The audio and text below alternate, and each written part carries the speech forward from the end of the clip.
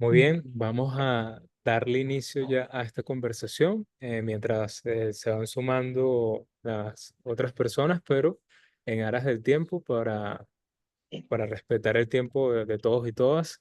Sean bienvenidos, bienvenidas a este espacio eh, que va de la mano del Centro para el Libre Pensamiento y Pensamiento Socioliberal Venezolano. Ahí ya veo que también se conectó Jesús.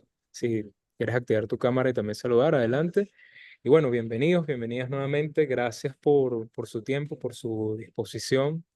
Este es un espacio que originalmente lo teníamos pensado para antes de Semana Santa, pero tuvimos algunos problemas de usos horarios, así que decidimos replantear esta conversación, pero yo creo que las cosas pasan por algo y creo que hoy por hoy es muy importante que tengamos este tipo de espacios, ya sean espacios masivos o de cuadros, como puede ser este.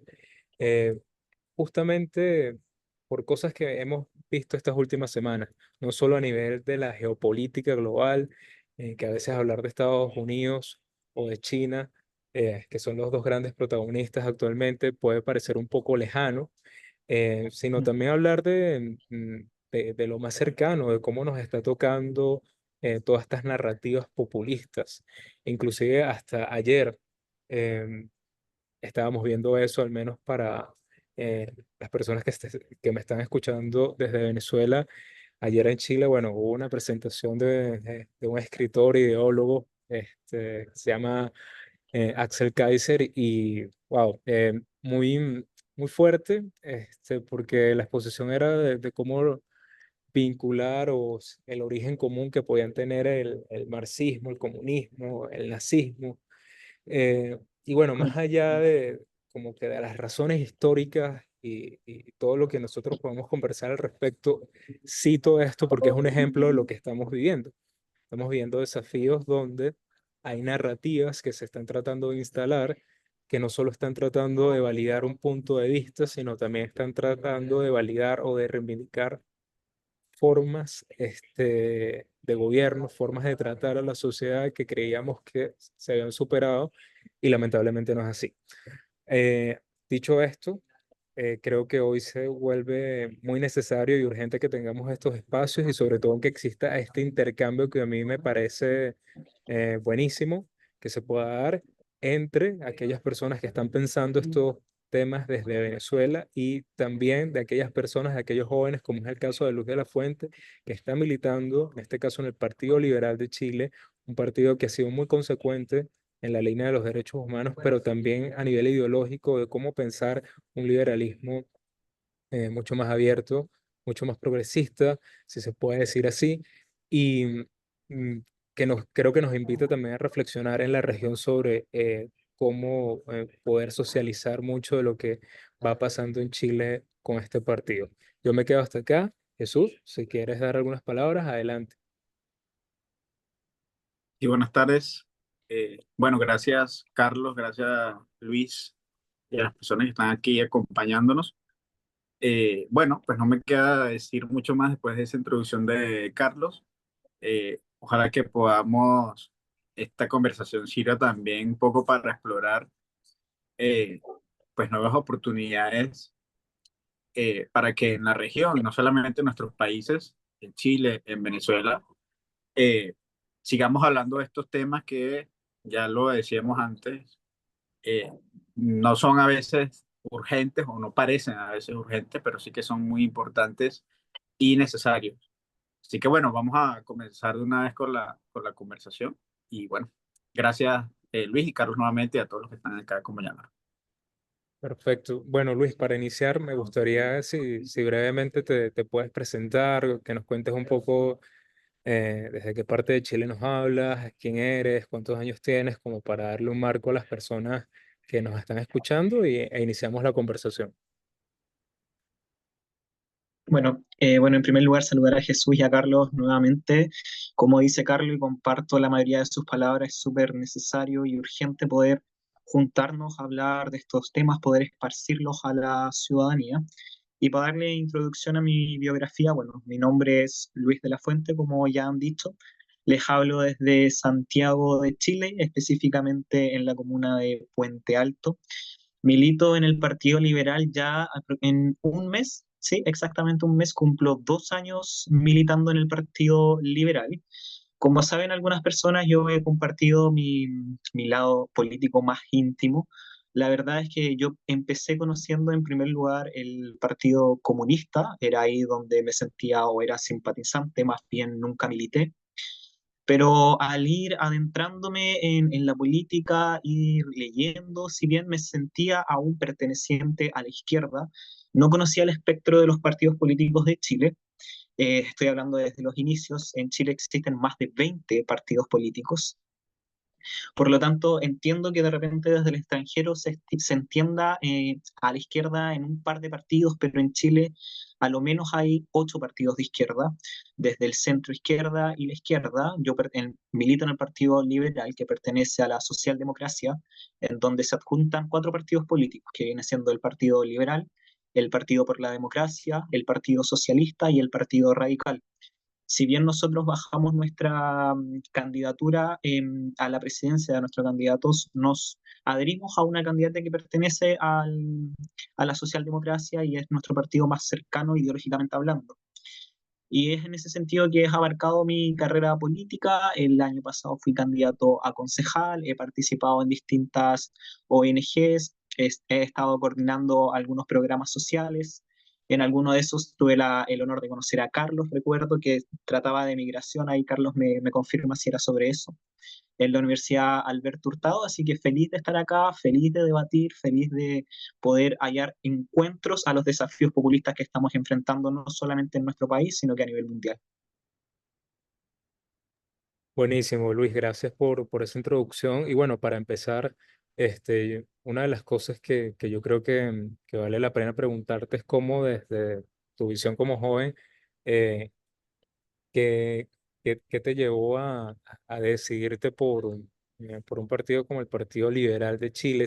También si nos puedes contar un poco el contexto de cómo se entiende ese Partido Liberal de Chile, porque bueno, hoy por hoy escuchamos a muchas personas llamarse liberal, se ha vuelto como una especie de discurso mainstream en la región, pero Ajá. cuando focalizamos o cuando le metemos un poquito la lupa, quizás siempre vemos son eh, figuras más vinculadas a la derecha que a la centroizquierda o que a una ala progresista. Entonces, quizás preguntarte un poco cómo fue esa reflexión de tu parte, también si nos puedes dar un poco de contexto para quienes no somos de Chile. Sí, bueno, en primer lugar, no me atrevería a decir que un liberal no es liberal por declararse liberal. La rama liberal tiene varias alas en donde se juntan un montón de sinfín de ideologías políticas. En Chile, al menos defendemos el liberalismo igualitario, que es una referencia al liberalismo igualitario que defiende Canadá con Trudeau. También tiene referencias en Colombia y en Costa Rica. Los liberales igualitarios, nosotros creemos principalmente en las libertades individuales. ¿A qué me refiero con las libertades individuales? Que éstas estén garantizadas por el Estado como la base mínima de cualquier ser humano, que ya viene siendo salud, educación, seguridad. ¿Me apagué?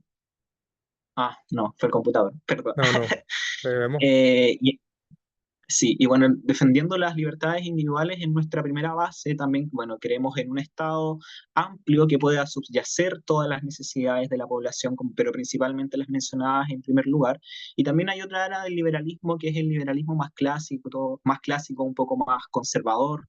Lo vemos con Milei, pero Milei se traspasa al libertarismo, pero él entra en primer lugar como autollamándose liberal, pero un liberal mucho más conservador, pero al final terminó siendo por parte del libertarismo, que también es otra área que no es que Milei ni Kaiser aquí en Chile estén inventando la rueda, por decirlo así, sino que es algo que ya existe en el mundo entero. Existe el libertarismo, pero también existe el liberalismo, ya sea más clásico conservador o lo que defendemos aquí en Chile, el liberalismo igualitario. ¿Y qué me llevó a estar en ese partido? Fue, la verdad, para ser sincero, yo quería entrar a un partido de centro izquierda y estaba entre 2 partidos, el de la actual candidata que estamos apoyando, que es el Partido por la Democracia, y el Partido Liberal, lo cual era gracioso porque compartían casa en sus inicios. El primer piso era liberal y el segundo piso era Partido por la Democracia. porque como digo, hay muchas cosas que nos unen, hay muchas cosas también, hay algo que hay que dejar súper en claro, que toda la izquierda lleva candidatos, pero por más que uno llame a la unidad en este sentido para que no salga un candidato de derecha, o de extrema derecha en este caso que lo vemos en alza, pero me imagino que todos llevan su candidato porque, claro, cada partido tiene sus diferencias. Por lo tanto, lo que estamos llamando hoy en día es un llamado urgente a la unidad, porque estamos viendo que la derecha, sus tres candidatos, superan en totalidad de porcentajes de aprobación según las encuestas, aunque por mi parte no me gusta hablar muy concretos. Y en ese sentido, los tres candidatos de derecha están mejor posicionados electoralmente que cualquier candidato de izquierda. Y es por esto que el 29 de abril, que es este miércoles, si no me equivoco, se inscriben las primarias para llevar un candidato único y de esta manera hacerle el peso a cualquier candidato de la derecha. Luis, ahí con esto que comentas que me parece súper importante, ¿por qué estos candidatos de derecha que tienen una narrativa eh, bien populista o con una impronta bien autoritaria, y por eso justamente al flyer de esta conversación le poníamos como el desafío populista? eh, Ajá. po- ¿Por qué esas narrativas son tan populares? ¿Por qué atraen sobre todo a jóvenes, para no decir que particularmente a jóvenes hombres, pero cómo, eh, ¿cuál es tu visión al respecto de eso?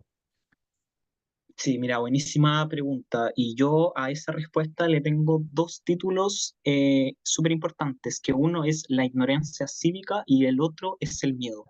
Lo que pasa es que los desafíos populistas, y en esta vez importantes sobre la derecha, es que la derecha tiene un discurso que llega al sentimiento de las personas, pero se quedan con el titular grandilocuente. Por ejemplo, aquí en Chile estamos teniendo problemas de delincuencia que en realidad no es una explotación de la delincuencia.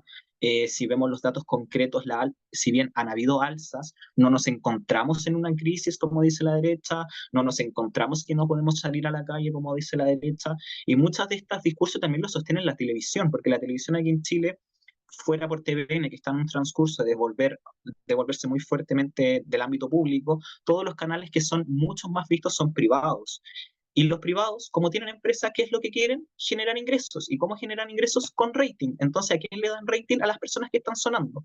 Y es por eso, en ese sentido, que están todos los candidatos de derecha todos los días en la tele y un par de la izquierda que, por más que tengan otro tipo de discurso, son conocidos en el ambiente público, porque si no lo fueran tampoco serían invitados. Y es por esto que, por ejemplo, Carolina Toá sale muchos más en la tele, Janet Jara del Partido Comunista y la del Partido Socialista son las tres candidatas que más salen a televisión abierta. Por lo tanto, su discurso llega a más ciudadanos. ¿Y por qué el discurso de la derecha está conectando mucho más con la gente? Por lo que dije desde un principio, el discurso de la derecha apunta al sentimiento actual de la ciudadanía.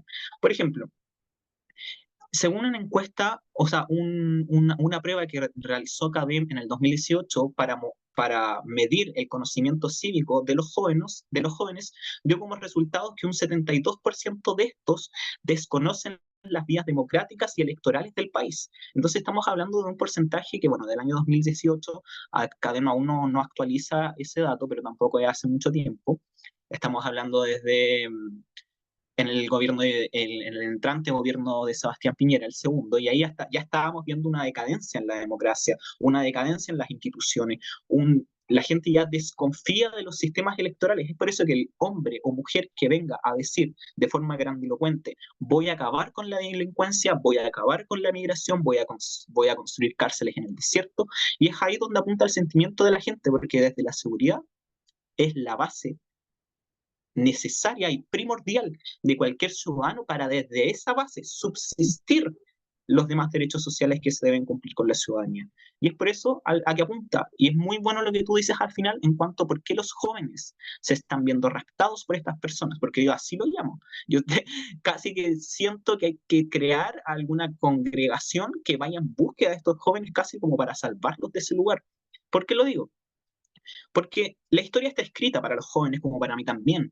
Yo no viví el golpe de Estado en carne propia, pero la historia está escrita, los documentos son acceso público. Entonces uno se puede adquirir de esos conocimientos y poder conocer la verdad de la historia. Y en ese sentido que esos jóvenes se sientan atraídos con este mensaje, con este discurso, y alguno de estos inclusive se declare pinochetista, ya no estamos hablando de algo tan simple, sino que algo que hay que atacarlo de manera urgente a través de estos mismos Zoom, por ejemplo, a través de no dejar los territorios ni las calles. ¿Por qué? Porque los políticos de hoy en día, y son consecuencias de las redes sociales también. Si uno también puede avalar, o sea, alabar los avances tecnológicos, etcétera, pero ¿qué hicieron las redes sociales? Se prestaron casi para una campaña electoral, ni siquiera conectar con la gente y su realidad. Lo vimos en las últimas elecciones con Franco Parisi, que no pisó territorio chileno, nos habló desde Estados Unidos y salió tercer lugar entre todos los candidatos. Ahora, hay una emocionalidad que está también asociada a estos discursos populistas, que en el caso de los tiempos que corren, eh, pienso que conectan digamos, con una molestia profunda de sectores de la sociedad, pero especialmente de jóvenes, que producto creo yo, de la globalización y del hecho de que cada vez los países y sus sistemas económicos están cada vez más conectados y todos de alguna manera estamos padeciendo también los mismos problemas económicos. Ahora lo estamos viendo con Donald Trump, y las consecuencias de todas las medidas que ha estado tomando, se está sintiendo en todos los rincones del planeta. Entonces, eh, hay, hay una emocionalidad de rechazo, incluso también de hartazgo, que conecta con estos discursos populistas y que está arraigado a una situación económica que es adversa para los jóvenes. Eh, yo creo que eso es parte también de la problemática y es lo que veíamos hace algunos años, algunas décadas, con políticos y líderes de izquierda, ¿no? Que también utilizando el populismo, también buscaban conectar con estas emociones de la sociedad. ¿Cuál es tu opinión acerca de esto en particular? Disculpa, repíteme la última parte, por favor. Sí, esta emocionalidad que hay detrás de estos discursos populistas no es nueva, es decir, la vemos desde hace ya muchos años con líderes y movimientos de izquierda en esa llamada ola rosa, ¿no? De los 2000, de los 90, que buscaban conectar también con esas mismas emociones de la sociedad de la época. ¿Qué Mm. estamos viendo ahora de distinto y sobre todo cómo abordar esa realidad particular que estamos ahora, específicamente con los jóvenes?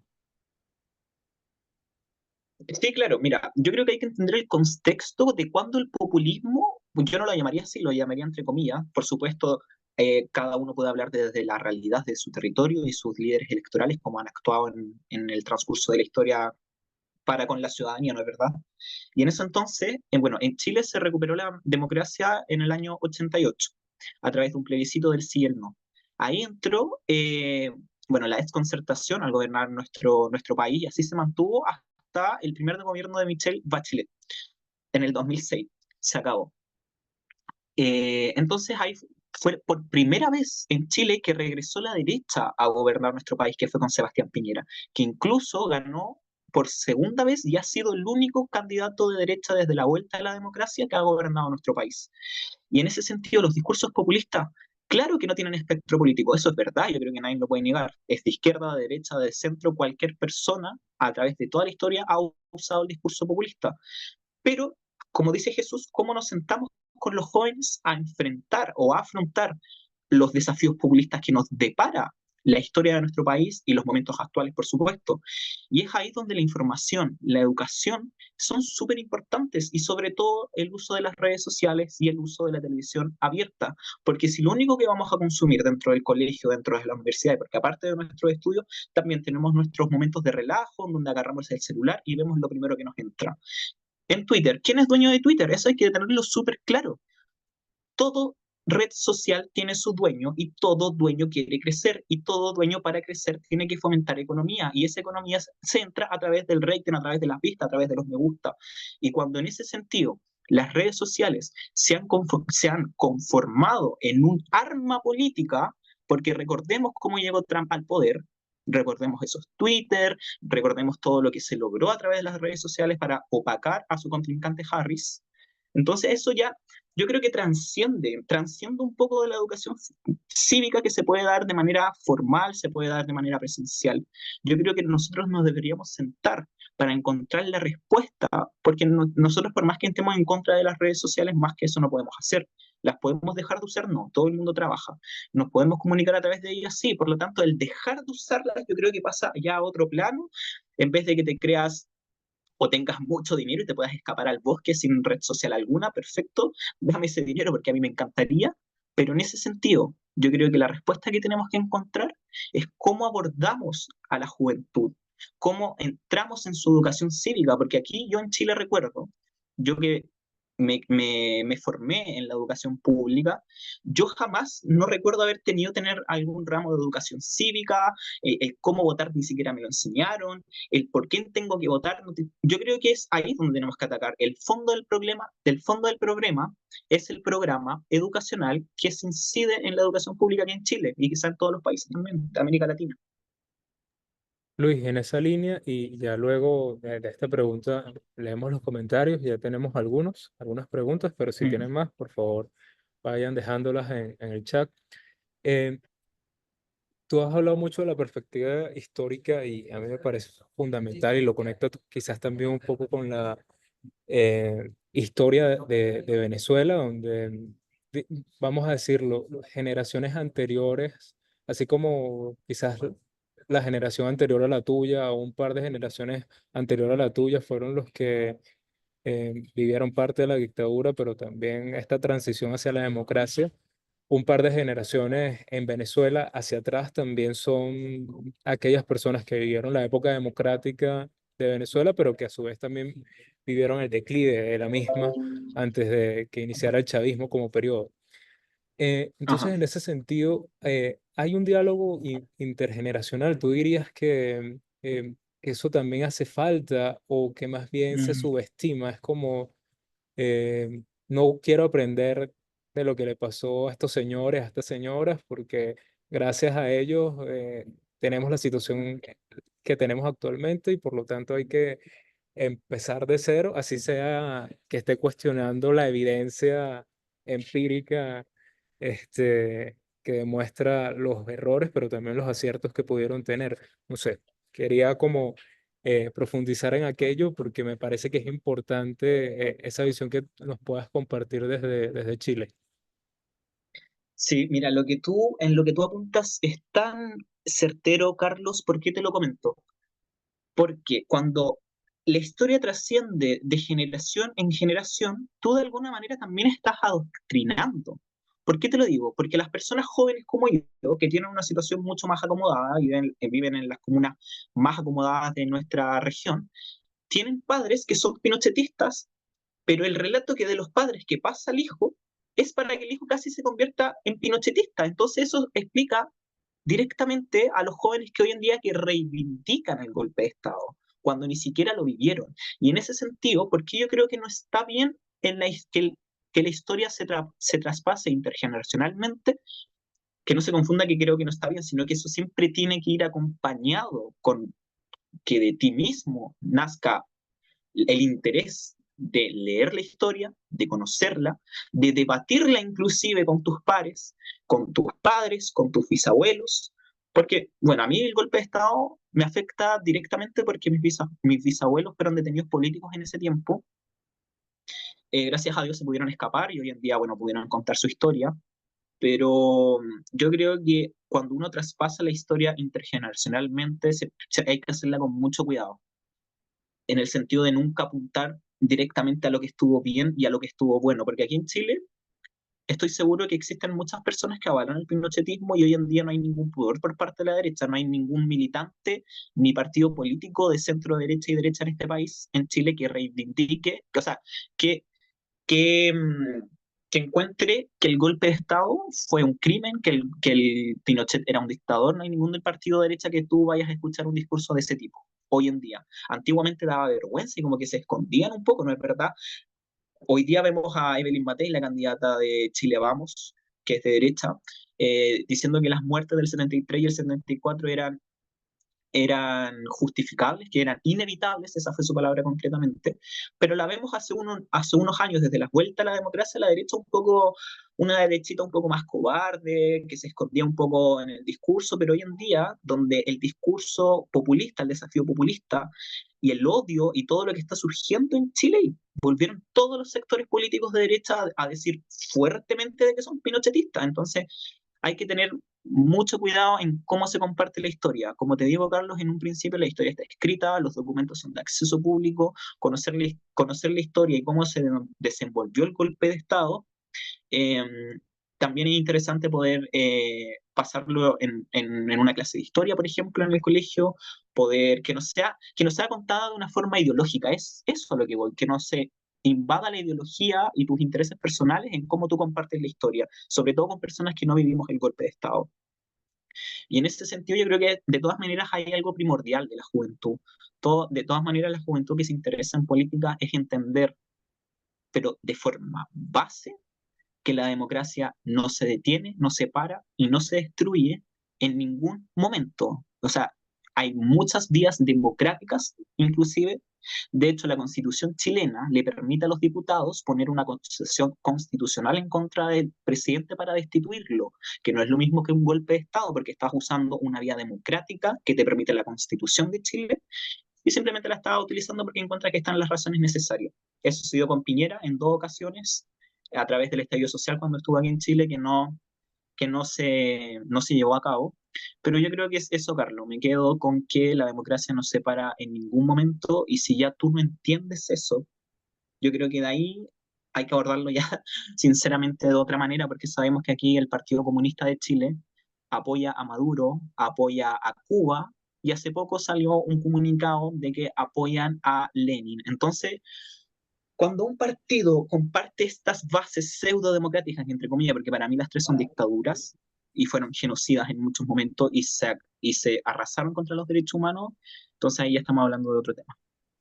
Luis, ahí, y eso sí, tienes también otro comentario adelante, pero hay una cosa que a mí me parece interesante, porque es muy difícil de encontrar, no solo en Chile, sino yo diría que en la región, y es militantes políticos que tengan la capacidad de discernir de esa manera, que tengan la capacidad de discernir en función de, bueno, mira, aquí hay unas personas, unos grupos políticos que se identifican con la derecha y no son democráticos, y aquí hay unos grupos que se identifican con la izquierda y tampoco son democráticos. Tú con la tradición familiar que nos has contado, que podrías tener toda la justificación de la subjetividad para decir, bueno, yo soy comunista y ya, porque, bueno, pasé por un proceso traumático en mi familia. eh, ¿Cómo fue ese proceso de reflexión y también cómo, eh, cómo haces como para lidiar con eso? Porque al final del día, y es parte de lo que pasa un poco en Chile, para quienes escuchan desde Venezuela, el Partido Liberal tiene una de las posturas más coherentes, pero que les gana enemigos de ambos flancos. Entonces, quizás preguntarte un poco eso de cómo es esa dinámica, y eso, si luego tienes también otro comentario adelante para leer después el chat. Sí, mira, lo que pasa es que aquí en Chile los partidos más grandes son los dos partidos más grandes de izquierda y los dos partidos más grandes de derecha, y de ahí había un sinfín de partidos como que son más de 20 que te comenté, pero en primer lugar nos encontramos con el Frente Amplio, que obviamente el Frente Amplio fue una unidad de partidos cuando el presidente Gabriel Boric empezó con Convergencia Social y en el tiempo se unió con Comunes y Revolución Democrática. Y en ese conjunto se convirtieron en el país o sea, en el partido con más militantes a nivel país, seguidos del Partido Comunista, que hoy en día ya los pasó el Partido Libertario, el Partido Nacional Libertario, el partido de Johannes Kaiser, que pasó al segundo puesto en el partido con más militantes a nivel nacional, y el partido con más militantes de manera individual, ya que este partido no es un conjunto de partidos, ¿se entiende? Y en ese sentido, el Partido Comunista aquí en Chile, la verdad, a mí me gusta hablar de extremos porque yo creo que es la palabra correcta para determinarlos, la extrema izquierda con la extrema derecha. Yo creo que si hay un extremo, el extremo se identifica en muchos casos, defienden... A mí, yo creo que en el Partido Comunista de Chile la incongruencia más fuerte, a mí, a modo personal, es que sí, reconozco que fueron los principales luchadores en la dictadura, reconozco que fue el partido más afectado, reconozco que lucharon incansablemente por la democracia, pero cuando esa coherencia no se da en países que están sufriendo una dictadura y está más que demostrado, más que evidenciado, pero porque tu partido está comandando ese país, ¿para ti sí es una democracia? Esa es una pregunta que lamentablemente no le he podido encontrar respuesta aún. Me encantaría en algún momento toparme con parte de la directiva del Partido Comunista y tener un debate sano sobre esto, porque tengo muchos amigos del Partido Comunista, muchos conocidos, y me llevo mucho, muy bien cuando uno se trata de decisiones políticas, por supuesto. Y en ese sentido, cuando tú escuchas al Partido Comunista de Chile compartir que Maduro haya ganado nuevamente, en reivindicar la revolución de Cuba con Fidel Castro, en reivindicar la revolución con Lenin en Rusia, y entonces a mí me produce un cierto resquemor en el sentido de que cuando el Partido Liberal fue el primero, inclusive en la Cámara de Diputados, con un cartel de decir que en Venezuela se vivía una dictadura, el Partido Comunista nos tachó de derecha, de que le estábamos haciendo el juego a la derecha y nos estábamos uniendo a ellos, cuando lo que no entendían es que el Partido Liberal no tiene la desfachatez de poder publicar algo cuando lo que defiende y no existe una coherencia. Y en ese sentido, el Partido Comunista nos ha tachado al Partido Liberal un sinfín de veces de derecha. Entonces, ellos se dan la potestad inclusive de determinar qué partido realmente es de izquierda y cuál no. Y en ese sentido no llegan a negociar con nosotros. El Frente Amplio inclusive tampoco es muy cercano al Partido Liberal, de hecho es mucho más cercano al Partido Comunista. A nosotros nos dejó sin ministerios al Partido Liberal, por más que seamos oficialistas y estemos en gobierno con ellos, nos dejaron sin ningún ministerio. Cuando les dimos el total apoyo a Gabriel Boric, porque era Gabriel Boric o era José Antonio Caz. Y el Partido Liberal no se va a perder. Nos pusimos de inmediato detrás de Gabriel Boric. Y en ese sentido, esas son las principales diferencias con el Partido Comunista y el Frente Amplio con el Partido Liberal.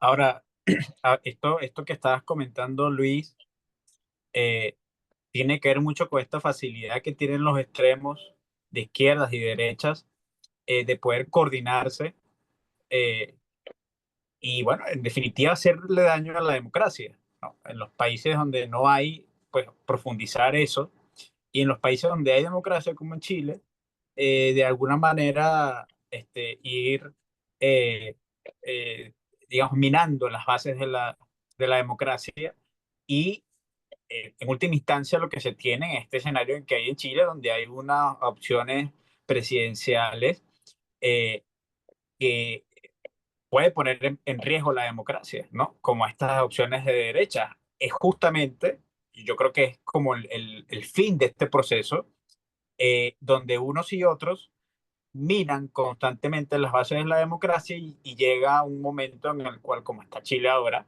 en donde lo que se está disputando es precisamente la calidad de la democracia. Pero otra cosa que también hace daño a la calidad de la democracia, y además tú ya lo mencionabas antes, este tema de la coherencia, de la congruencia entre lo que se dice y lo que se hace. Eh, Otra cosa que también hace daño a las democracias es a las de ahora, es que estamos atrapados un poco en esta dicotomía de extremos, extremas derechas y extremas izquierdas, y de alguna manera estamos teniendo sectores que nos llamamos democráticos y que queremos que la democracia permanezca y se fortalezca donde existe y se instaure donde no está, eh, estamos yendo hacia un callejón sin salida donde estamos evitando ser propositivos eh, para reaccionar frente a esos fenómenos. Entonces, lo que yo quisiera preguntarte ahora es, ¿cómo hacemos? ¿Qué hace o qué se puede hacer desde un partido como el Partido Liberal Chileno para contribuir a este proceso de poder tener un discurso propio que se aleje de estos extremos y que defienda unos ideales y unas propuestas y unas prácticas políticas distintas que ayuden a sanar la democracia, porque hay que reconquistar a este espacio de la población que está indignada, que está muy molesta, porque la democracia de alguna manera no está respondiéndole a sus principales necesidades y problemas. ¿Qué puede aportar desde la visión de un liberalismo igualitario como el que defienden ustedes para salir de esta coyuntura, de esta disyuntiva y avanzar hacia caminos más propositivos, ¿no?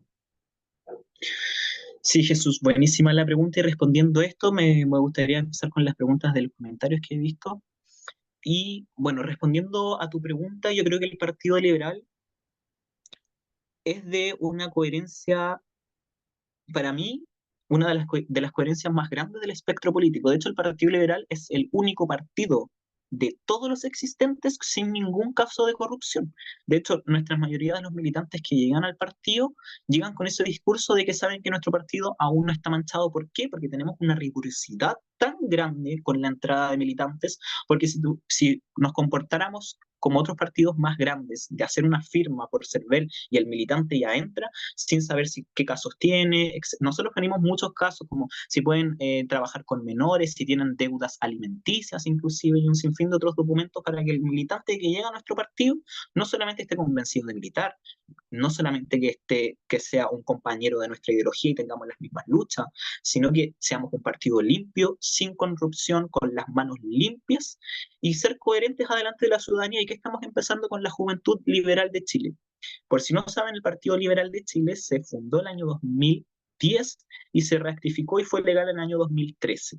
Pero todos sus militantes eran jóvenes. Más del 70% de los militantes en ese entonces eran menores de 30 años. Por lo tanto, la necesidad de una juventud del partido en realidad era como juventud con juventud. Así que la Juventud Liberal recién se fundó este año y con los compañeros de la Juventud Liberal estamos iniciando un programa de liberal popular. ¿A qué nos referimos con esto? Es que queremos bajar a las poblaciones, queremos bajar a las poblaciones de clase media, a las comunas que siempre han necesitado mucho más que otras, porque debo reconocer que el Partido Liberal, dentro de sus historias, hemos vivido, debo admitirlo, un tiempo elitista, ¿no es verdad? Y de hablar desde la oficina, del cuello y la corbata, de ser demasiado intelectuales, de siempre tener algo que decir, que el documento, que el dato, que me dijo acá, aquel. Y yo creo que lo que tenemos que hacer con el Partido Liberal, para que el mundo y la ciudadanía lo reconozca como lo que es, un partido coherente, un partido democrático, un partido con ideas progresistas, un partido que no se olvida de la economía, un partido que tiene como primordial la seguridad, pero eso no lo conocen porque uno no tenemos espectro, no tenemos mucha visión a través de la televisión de canal abierta, tampoco tenemos muchos militantes. No quiero decir que somos el partido con menos militantes del país, pero nuestra militancia no nos permite un conocimiento hacia el público y tampoco tenemos tanta historia, porque recordemos, no, me estoy alargando un poco con la respuesta, pero les juro que va en dirección a lo que quiero responder. El Partido Liberal tiene sus inicios, es el partido más antiguo de Chile, ni siquiera es el Partido Comunista. El primer partido fundado en nuestro país es el Partido Liberal.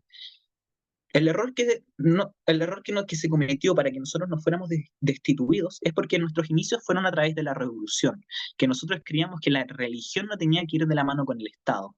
Y a todos estos revolucionarios los exiliaron del país y jamás pudieron volver a Chile, por lo tanto se murieron en el extranjero.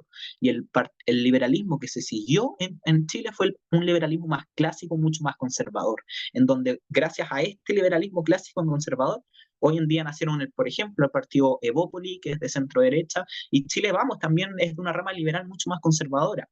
Y en ese sentido nosotros volvimos a existir el año 2010, en donde nos consideramos un partido revolucionario del ámbito social, un partido que defiende las libertades individuales, un partido progresista, un partido que reclama y repudia cualquier dictadura, cualquiera esta sea, ya sea de izquierda o de derecha. Las dictaduras no van por nosotros, nuestro camino siempre y por siempre va a ser la democracia. Gracias, Luis, gracias por esa exposición. Y bueno, igual la idea de esto es que no sea una conversación tan larga, así que voy a leerte al menos un par de comentarios que nos han dejado en el chat. El primero de Abraham Pedrosa, Cristian Pedrosa, que comenta que la unidad sea de derecha o izquierda solo beneficia a quienes tienen control del poder. Y el populismo de izquierda, entonces, pregunta si el populismo de izquierda sí es aceptable, si el populismo es malo en sí mismo o es malo porque lo usa la derecha, a qué recursos apelan los populistas de izquierda. O sea, esto como condensado en la pregunta que hacía Cristian. Y la otra de Chris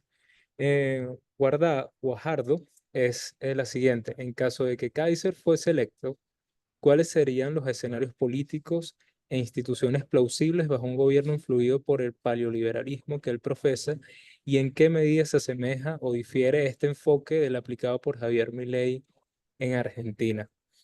Igual son preguntas súper cortas, así que Dale. este, eh, siéntete cómodo en responder lo que consideres. Bueno, respondiendo a la primera pregunta en cuanto al populismo, el populismo es malo por donde venga, ya sea de izquierda o de derecha.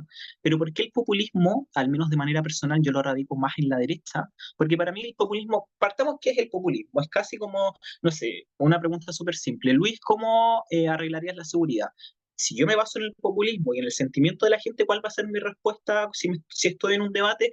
Voy a acabar con la delincuencia, no va a haber nunca más un robo en mi país, voy a abrir más cárceles en el desierto, voy a echar, como ha dicho Kaiser, bueno, obviamente en otro, y Matei también, no se ha escapado, en otro tono, como diciendo mucho más bonito, porque en realidad usaron garabatos para no repetirlos acá. Pero voy a echar de una patada a todos los migrantes, me voy a quedar en eso. En cambio, la izquierda, si bien utiliza el populismo, pero es un populismo dirigido a los más necesitados o dirigido hacia el pueblo. Y de todas maneras es un populismo que si tú uno se escapa de la ideología y de los sesgos políticos, lo más probable es que veamos el populismo malo en todos los ámbitos y en todos los sectores. Y muchas de estas veces es así. Pero al menos aquí en Chile, el populismo de izquierda o el populismo de centro izquierda siempre ha sido a través de un discurso que llega justo al sentimiento de las personas más necesitadas del país. Pero cuando llegan al gobierno, si bien en un momento el discurso sí fue populista, cuando llegan al gobierno y cumplen sus promesas del programa presidencial, entonces, ¿nos quedamos con ese discurso populista o en realidad es un político que viene a hacer las cosas bien al país? Y ahí yo creo que queda más a criterio personal porque el segundo párrafo lo vi, él decía que depende de la persona que le pregunten, pero mi respuesta se va a cerrar en que el populismo es malo dependiendo de cualquier sector. Analicemos el discurso populista, analicemos a quién va dirigido y analicemos también si estas personas llegan a ser electas, si cumplen sus promesas o no. Voy a tener que volver a leer la pregunta de De Cristina Guajar. Kaiser, sí. Eh, bueno, aquí nos enfrentamos con las primeras medidas de Kaiser llegando al poder. Yo creo que no sería una sorpresa para nadie porque él las ha dejado entrever en diferentes debates. En primer lugar, nos vamos a encontrar con que va a sacar ministerios. Ya dijo que iba a sacar el Ministerio de Educación, está de acuerdo con sacar el Ministerio de la Mujer. Es un hombre que no cree en el cambio climático y en algún par de debates a través de YouTube dice que está pensando en sacar el Ministerio de Medio Ambiente. Por lo tanto, yo creo que eso van a ser sus primeras medidas en tener no, no he llegado a concluir si su gobierno, obviamente va a ser de derecha, pero yo no estoy seguro en qué partidos va a incluir, porque ya sabemos que hubo un acuerdo parlamentario con el Partido Social Cristiano y el Partido Republicano. El Partido Republicano muy bien sabemos que es Kaiser hace 4 años acá, siendo José Antonio Kast. Yo creo que es la misma bolsa y Kaiser le mete un poco más de extremidad a todos sus discursos. Comparándolo con Milei, muy bien sabemos que José Antonio Kast fue apoyado por Javier Milei en su campaña a segunda vuelta en contra de Boric. No ha quedado muy claro el apoyo de Milei, si va a ir dirigido a Kast o va a ir dirigido a Kaiser, porque recordemos que Milei le prestó ayuda en campaña a José Antonio Kast el año 2021, si no me equivoco. Pero refiriéndonos al paleoliberalismo, hay que entenderlo en muchas semejanzas como Milei también, que creen en un libre mercado absoluto, tienen unas defensas de los valores más tradicionales, tienen un individualismo radical. Muy bien sabemos todas las manifestaciones que han habido en Argentina el último tiempo. Si bien la televisión chilena ha cubrido una que otra manifestación, Pero yo, a manera personal, tengo amigos de Argentina que me han comentado el desastre que se está viviendo en cuanto a programas sociales de Javier Milei, en cuanto a equidad de género, en cuanto a diversidad, en cuanto a jubilación, educación y salud. Hay algunos datos que obviamente Milei llegó a la presidencia de una manera democrática. En eso yo creo que estamos todos de acuerdo. Pero de que hoy en día es un régimen autoritario, yo no lo definiría como una dictadura, no me atrevería a definirlo como a un dictador a Milei, si bien lo considero un régimen autoritario. Yo creo que le faltan algunos otros requisitos a cumplir para declararlo una dictadura, hay que tener mucho cuidado en eso. Y Kaiser, llegando a la presidencia, sabemos sus intereses políticos. Número uno, él, no sé si la gente que nos está viendo conoce a Johannes Kaiser, pero Johannes Kaiser es un candidato que hace 4 meses aproximadamente empezó a impulsar un nuevo partido político en Chile que se llama Partido Libertario, no, Partido Nacional Libertario, que hoy en día tiene más de 45.000 militantes en tan solo 3 meses. Para mí es realmente impresionante, aunque he debatido con algunas personas de que piensan que es un claudillo, que si pierde la presidencia va a desaparecer, etcétera. Yo creo que no. Yo creo que el libertarismo llegó para instalarse en Chile. Vamos a tener una larga historia con este partido, probablemente saquen muchos parlamentarios. Y como digo, para cerrar la respuesta, si Kaiser llega a la presidencia, lo que vamos a ver, van a haber cierres de ministerio, probablemente cierre de programas sociales, probablemente, si bien el presidente no tiene la constitución no le permite derrocar una ley, pero sí le permite llevar al Parlamento la modificación de alguna ley, probablemente también lo veamos del ámbito de equidad de género, del ámbito de la diversidad, entre otros. Jesús, ¿algún comentario? Sí, bueno, yo creo que viéndolo desde afuera, evidentemente, sin conocer demasiado acerca de la propuesta política, pues más allá de lo que se ve en las redes sociales de este señor Kaiser en Chile, me parece que es un calco de Javier Milei, ¿no? Sí que es cierto que Kaiser no lo veo que esté haciendo mucho énfasis en temas económicos como sí lo hace Milei, pero sí vemos una propuesta desde el punto de vista social y cultural y política propiamente bastante parecida a lo de Milei, que vamos a verlo repetirse en otros lugares, a lo mejor en algunos países con menos éxito, como en Colombia. En Colombia hay algún que otro representante, algún que otro congresista que está intentando llevar adelante un discurso en, en esta línea, pero en todo caso lamentablemente, digo lamentablemente porque tampoco coincido con estos planteamientos paleolibertarios, pero bueno, vamos a verlo en más lugares, pero yo pienso que de alguna manera esto también tiene que ver con ese desgaste, que es lo que venía comentando anteriormente, un desgaste eh, de la institucional y de las democracias en nuestros países y también, por ejemplo, en Europa, aparte, también yo eh, lo, lo, lo veo de esa manera, ¿no? El desgaste propio de los sistemas democráticos que no están respondiendo, no están sabiendo responder a las necesidades, a los problemas y a la emocionalidad que tienen las sociedades ahora. Y eso es un gran problema porque mientras no se avance en este sentido, pues vamos a tener mayor auge de estos discursos populistas de derecha como lo estamos viendo ahora. Hay un comentario ahí, Carlos, no sé si lo quieres. Sí, el diálogo por el chat está muy interesante porque, bueno, tanto Ariel como Cristian han intercambiado algunas ideas de cómo algunos grupos políticos en estas primeras 2 décadas y media del siglo XXI también han tenido mucho populismo, clientelismo, inclusive en muchos casos también posiciones conservadoras y cómo esto también entra dentro de una lógica geopolítica. Se menciona cómo tanto una extrema derecha como una extrema izquierda han sido utilizadas por el Kremlin bajo estas narrativas, cosa en la que yo personalmente concuerdo. Creo que igual los países adversarios de Occidente, entendiendo Occidente como un concepto bien amplio, han sido tremendamente eficientes en generar las contradicciones o visibilizar las contradicciones que ya existen en los países y sacar provecho de ello. Eso creo que sin lugar a dudas es así. Y quizás comentar de esto que mencionaba Luis, que es una tendencia que más allá de si el político o la política de turno se define como izquierda o derecha, hay una tendencia y es la de los outsiders. No digo que si es outsider es populista, pero claramente hay una coincidencia que uno puede empezar a identificar en varios países. Lo vimos con Milei, lo vimos con Daniel Noboa, lo vimos con Bukele, inclusive lo vimos con Trump, inclusive si uno le mete la lupa al actual líder del Partido Liberal de Canadá, quien sustituyó a Justin Trudeau, también es una figura de outsider que viene de ser no solo presidente de Técnico, lo que sería el Banco Central de Canadá, sino que también fue del Banco Central de Inglaterra. O sea, estamos hablando como de una figura técnica. Cuando hablo outsider, no necesariamente estoy hablando de una persona que no esté preparada.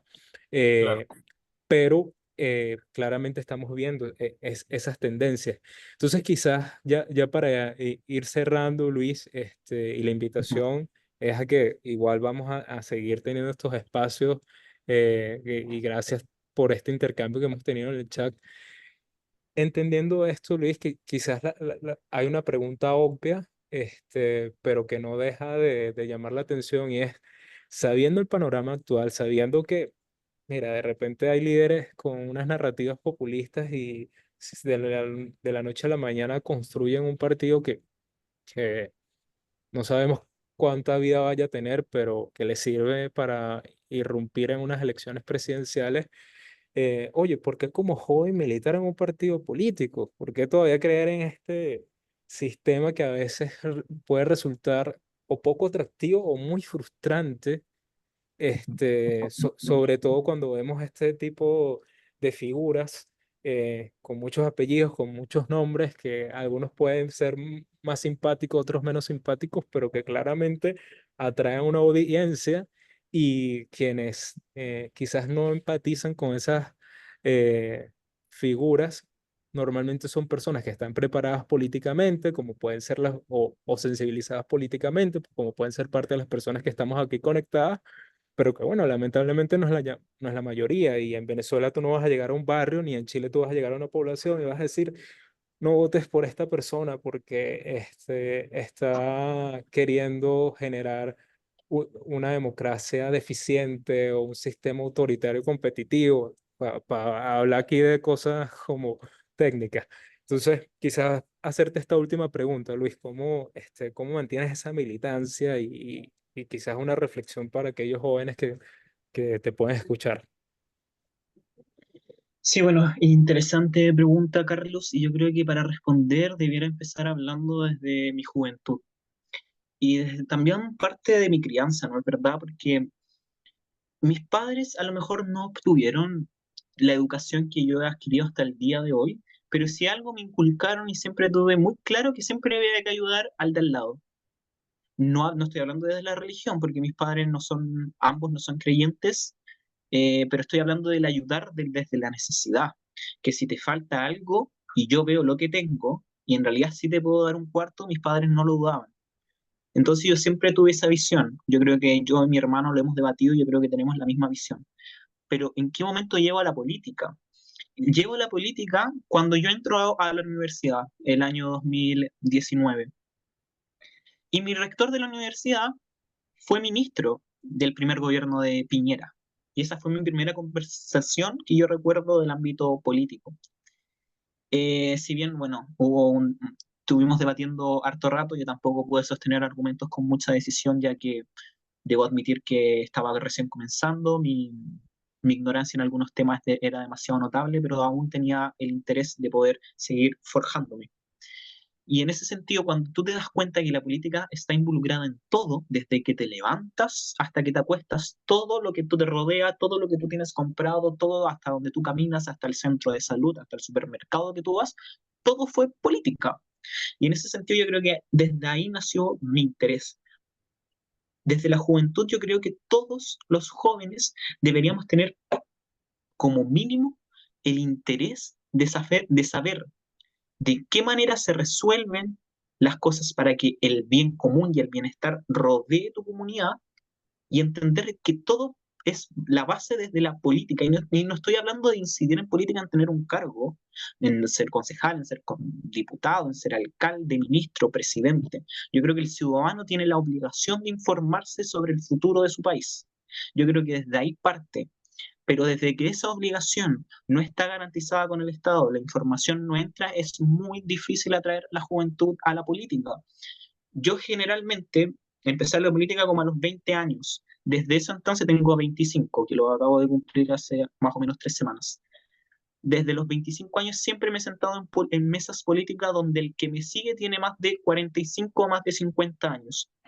Y en ese sentido el joven se desilusiona, como también me desilusioné yo en algunos momentos, porque el adulto político, el más viejo, el que tiene más experiencia, tiende a pensar que los jóvenes estamos recién entrando a este mundo y muchas veces no nos dan voz, no nos dan voto y no nos preguntan nuestra opinión. Y es ahí donde nacen las juventudes políticas. Las juventudes políticas son el motor principal de cualquier partido político, porque alguien de 50 años no te va a entender a la perfección la realidad de esta nueva generación. Esta generación tiene la voz, esta generación tiene el voto, esta generación tiene las respuestas. Muy poco probable te podría dar una respuesta del golpe de Estado de 1975. Luis, qué hubieras hecho en ese momento? Probablemente no hubiera tenido ni idea porque uno, no estaba vivo, uno a lo mejor, y dos, a lo mejor no tenía la edad suficiente para adquirir esa experiencia de esa generación. Por más que yo pueda agarrar un libro y entender, pero alguien que vivió la dictadura como tal, por favor, perdónenme lo que voy a decir, pero yo creo que tiene su respuesta, es mucho más moral y ética que la mía, y es mucho más responsable. Gracias, Luis. Gracias por esa reflexión. Bueno, ya estamos llegando al final de esta nutrida conversación. Muchísimas gracias a todas las personas que se conectaron y gracias también al diálogo que pudimos llevar a cabo por el chat. Creo que de esto tenemos una muy buena experiencia, Jesús, como para replicar este espacio. Y Luis, nuevamente agradecerte por tu tiempo. Eh, Además que una tarde lluviosa en Santiago, que te hayas dado el tiempo para esto, lo aprecio mucho. Jesús, si quieres también comentar algo al final, adelante. No, bueno, muchas gracias a Luis, a todos los que están acá, también por los comentarios.